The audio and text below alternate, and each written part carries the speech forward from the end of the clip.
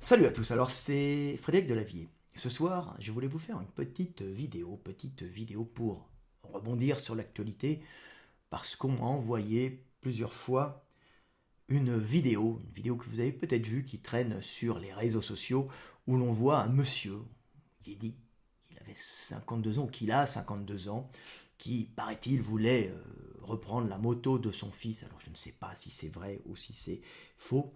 On voit un individu qui vient menaçant avec un couteau visiblement, hein, qui n'est pas tout seul, puisqu'on voit une autre personne essayer d'intervenir quand il se fait attaquer.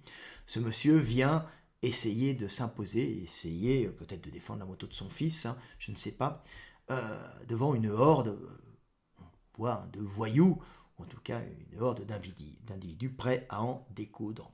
Et là, on voit sur cette vidéo qui est quand même effroyable, hein, on voit cet individu qui se fait attaquer par derrière, hein, pendant qu'il est en train de menacer les individus, il est presque tout seul, hein, et il est attaqué par derrière, il tombe au sol, quelqu'un se jette sur lui par derrière à coups de pied, le fait tomber au sol, et dès qu'il est au sol, on voit tous les individus qui se jettent sur lui et qui le frappent à coups de pied dans le visage, dans le flanc, et qui le frappent à coups de poing.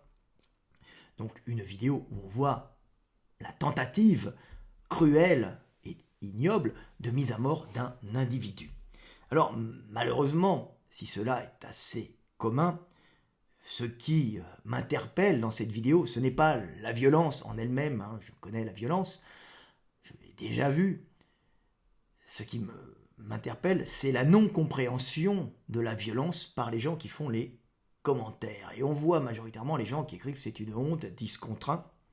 C'est une honte, il attaque par derrière, aucun courage dans cette agression, 10 contre 1. Et on voit les gens qui sont offusqués par cette mise à mort, enfin, même si l'individu a dû survivre.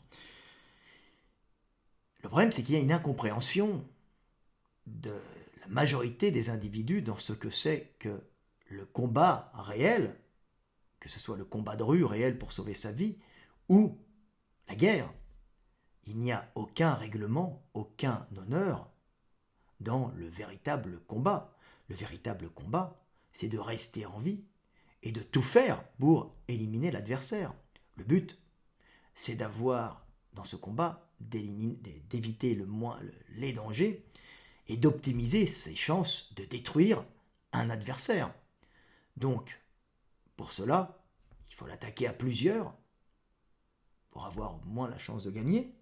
Pas l'attaquer par derrière, l'attaquer quand il ne s'y attend pas et l'achever pour ne pas qu'il revienne. C'est inscrit en nous, c'est une chose abominable, c'est une chose typiquement, on va dire, qui est typique aux prédateurs sociaux, hein.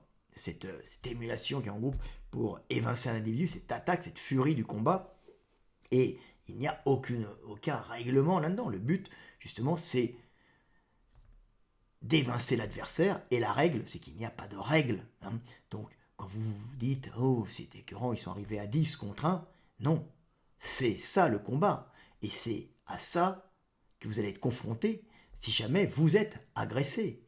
Vous allez être confronté à des individus qui vont vouloir vous éliminer et qui ne connaissent pas et qui ne veulent pas connaître les règles qu'on vous a inculquées. Les règles du combat sont en général des règles pour codifier des combats des individus d'une même société afin que dans ces joutes entre individus s'établisse une hiérarchie, hein, et qu'on évite par ces règles la destruction des individus qui combattent, c'est-à-dire que ces individus, pendant ces combats ritualisés, des individus du même groupe, évitent de s'handicaper à vie ou d'avoir des lésions trop importantes qui les empêcheront de conserver leur plein potentiel en cas, justement, de guerre réelle et de combat contre un ennemi beaucoup plus dangereux qui est un ennemi qui sera en dehors de la communauté, un ennemi qui voudra votre mort, qui voudra peut-être votre territoire ou un ennemi que vous devrez conquérir pour prendre son territoire. C'est ce qu'on appelle la guerre. Et dans la guerre, en réalité, il n'y a aucune règle. La règle principale étant de vaincre par tous les moyens. C'est la seule qu'on conservera. Donc pour ça, je vais vous lire un petit texte que j'ai écrit, puis d'autres anciens, pour que vous compreniez un peu le combat et que vous ne soyez pas trop choqués par ces images immondes, en sachant que ça peut vous arriver, et que dans ces cas-là, n'attendez aucune pitié de ceux qui seront en face de vous. Ce premier petit texte s'appelle « Règle martiale ».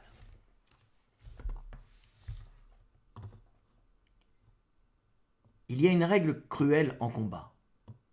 Quand tu sors ton arme, c'est pour faire couler le sang afin de détruire et de générer l'effroi et la terreur chez tes ennemis, et non juste pour montrer ta force sans frapper. En combat, il ne faut rien montrer à l'ennemi pour ne pas lui permettre de calculer une contre-attaque. Pour vaincre, tu devras donc faire en sorte que ton ennemi ne voit pas ton arme ou ne voit ton arme que quand celle-ci l'aura touché, ou mieux encore, qu'il soit éliminé et disparaisse du monde des vivants sans avoir compris ce qui lui arrivait. S'exhiber armé et viril, c'est un moyen d'établir une relation hiérarchique pour s'affirmer par la force et ainsi éviter le combat. Le vrai combat, c'est autre chose. Il faut détruire l'adversaire et pour cela, tous les moyens sont permis, même les plus immondes, même les plus immoraux. Alors je vais vous lire encore deux petits textes que j'avais écrits qui sont dans l'éveil des consciences dans la première version, puisque la seconde version va arriver, il a pris un peu de retard, revue augmentée en janvier, mi-janvier, nous avons tout terminé, il va partir à l'imprimeur. Mais il a pris de retard, il faut compter à peu près 5 semaines. Ce petit texte, le premier s'appelle « Jouissance et violence ». La mise à mort jubilatoire de l'ennemi ou de la proie est une programmation génétique de prédateur territorial. Tuer la proie, écraser impitoyablement l'ennemi dans la violence, génère, au moment ultime de la soumission de l'adversaire ou de la mort de la proie, des décharges hormonales entraînant une jouissance intense, suivie de sécrétions d'endorphines qui inondent l'organisme. Ces sécrétions d'endorphines ont pour fonction, quand l'ennemi est hors de portée ou neutralisé, ou la proie battue, de relaxer l'organisme, de calmer les douleurs traumatiques, mais surtout de stopper les sécrétions d'adrénaline et de contrecarrer les effets de cette hormone de l'action qui, s'il perdurerait, risquerait d'endommager les tissus d'entraîner, à plus ou moins long terme, la mort de l'individu. Cette jouissance jubilatoire de la mise à mort dans la violence furieuse de la proie, ou de la soumission et de l'élimination cruelle de l'adversaire, ainsi que la sensation de relaxation et de plénitude suivant l'action, sont des programmations génétiques poussant l'individu à retourner au combat et à la chasse où il risque sa vie. C'est cette recherche de jouissance dans l'action dangereuse, guerrière ou prédatrice qui a permis à l'homme d'optimiser sa quête énergétique et sa défense territoriale, donc à l'humanité de survivre et de s'étendre. Vous voyez, il y a une jouissance dans le combat que les gens disent « mais c'est ignoble », mais en vérité c'est cette jouissance qui pousse l'homme à retourner à chaque fois au combat, pour pouvoir à la base ramener de l'énergie. C'est avant tout ça. C'est ça qui pousse l'homme au combat. Parce que si l'homme n'éprouvait pas de jouissance, aller risquer sa vie pour trouver l'énergie, pour vivre, il se laisserait tout simplement mourir. Alors je vais vous lire un autre petit texte qui s'appelle « Le plaisir de tuer ». C'est des petits textes philosophiques. Le plaisir de tuer pousse le chasseur à trouver sa pitance, comme le meurtrier à éliminer une concurrence calorique ou sexuelle. C'est ainsi que le plaisir de tuer, si condamnable qu'il soit, s'est conservé dans notre humanité, pourtant si civilisée, car il fut à un certain moment de notre évolution utile à notre survie.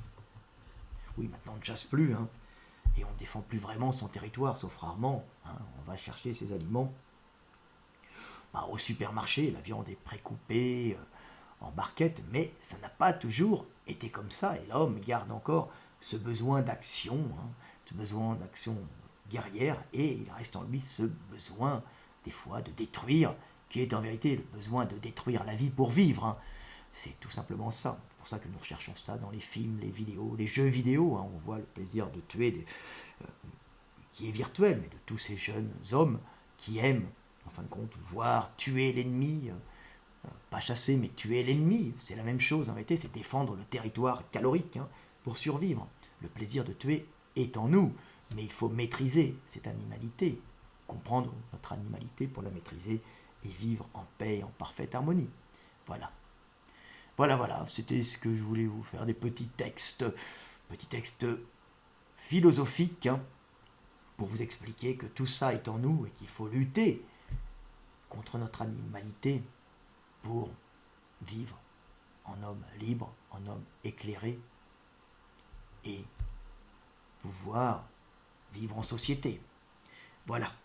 C'était Fred Delavier, petite vidéo philosophique sur le combat, qui je l'espère vous aura permis de comprendre que si le mal est en nous, il fut un temps, il était utile. Je vous aime et paix sur terre.